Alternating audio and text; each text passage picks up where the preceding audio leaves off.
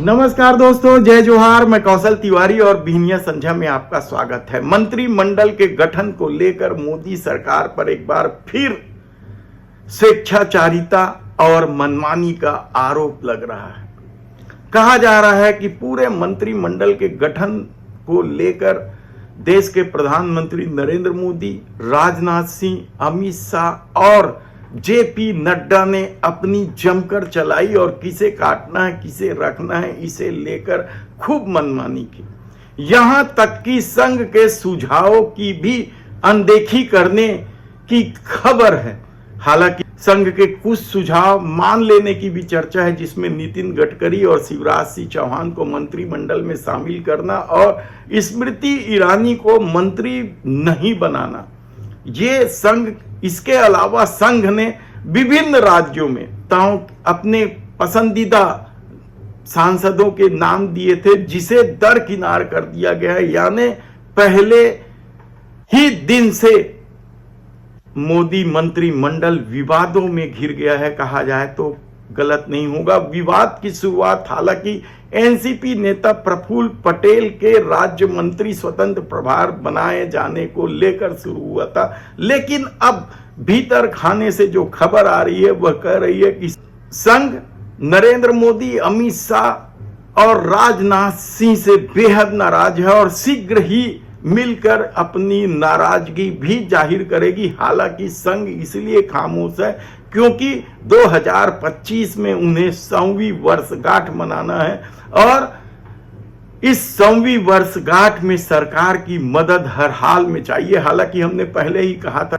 संघ और भाजपा के बीच के किसी भी तरह के विवाद पर विश्वास करना बेहद मुश्किल है, क्योंकि ये लोग केवल नैरेटिव सेट करते हैं। ऐसे में अब जब मनमानी की खबर आ रही है, उस पर कितना यकीन किया जाए कहना मुश्किल है। लेकिन बताया जाता है कि छत्तीसगढ़ से भी नाम दिया गया था संतोष पांडे का, उसे दरकिनार करके तोखन साहू को मंत्री बनाया गया, राज्य मंत्री बनाया गया है। तो दूसरी तरफ मध्य प्रदेश से भी कुछ नाम संघ ने दिए थे, क्योंकि वहां से 29 के 29 सीट पर भारतीय जनता पार्टी ने कब्जा किया है। महाराष्ट्र से भी कुछ नाम थे, उन्हें भी दरकिनार कर दिया गया है। उत्तर प्रदेश में तो सीधे सीधे अमित शाह की चली है, कहा जाए तो भी गलत नहीं होगा। और कल योगी आदित्यनाथ ने कैबिनेट की जब बैठक बुलाई तो उससे दोनों उप मुख्यमंत्री जो अमित शाह के करीबी माने जाते हैं,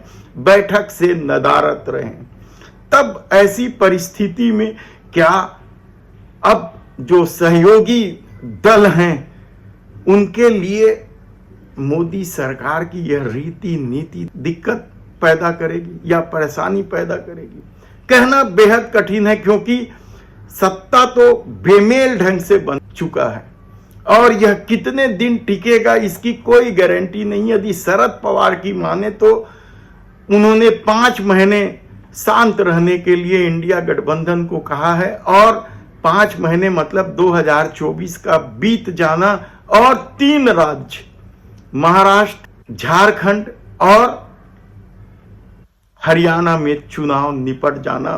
तो इन तीनों राज्यों तक क्या इंडिया गठबंधन खामोशी से मोदी सरकार को इन तीनों राज्यों में हराने की रणनीति पर काम कर रही है। इसके अलावा देश के प्रधानमंत्री नरेंद्र मोदी ने जो मंत्रिमंडल बनाया है उसमें अब वही पुराने सभी चेहरे शामिल हैं। जो हार गए हैं या जिनकी टिकट कट गई है वे ही मंत्रिमंडल से बाहर हैं। बाकी जो भी जीते हैं वे सब के सब सिर्फ अनुराग ठाकुर को छोड़कर, जिन्हें शायद राष्ट्रीय अध्यक्ष बनाने की मंशा अमित शाह और नरेंद्र मोदी रखते हैं, उन्हें छोड़कर बाकी सबको मंत्री बना दिया गया है। प्रमुख विभाग भी उन्हीं के पास है ताकि घपले घोटाले की खबर आसानी से दबाई जा सके या पुराने कामकाज को उसी तरीके से आगे बढ़ाया जा सके। आप कुछ भी कह ले, लेकिन देश के लोगों ने देखा है कि किस तरीके से छोटे छोटे उद्घाटन में खुद देश के प्रधानमंत्री पहुंच जाते थे और विभाग के मंत्रियों की उपेक्षा होती रही।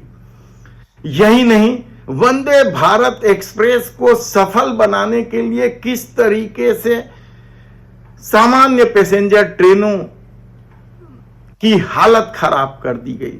छत्तीसगढ़ जैसे राज्य में फिर कल ही 22 ट्रेनें रद्द कर दी गई। यानी किस तरीके से लोग परेशान हैं और मजबूरी में उन्हें खून निचोड़ने वाला टैक्स के साथ जो पेट्रोल डीजल है उसका उपयोग करना पड़ रहा है।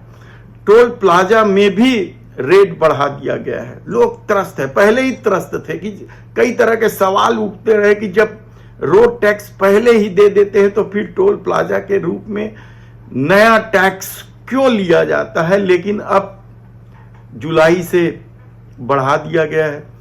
यही नहीं, कानून में भी जो बदलाव किया गया है वह सब जुलाई से लागू हो रहा है। इसे लेकर हम फिर कभी विस्तार से चर्चा करेंगे कि किस तरह से लोगों को अब दिक्कत होने लगी है। लेकिन एक चीज तो तय है कि भले ही देश के प्रधानमंत्री नरेंद्र मोदी सहयोगी दलों के आगे घुटने टेक रहे हों, लेकिन पार्टी के भीतर उनकी मनमानी कम नहीं हुई है। अब भी पार्टी पर उनकी पकड़ मजबूत है और पार्टी के किसी भी नेताओं की यह हैसियत नहीं है कि वह मोदी शाह पर उंगली उठा सके।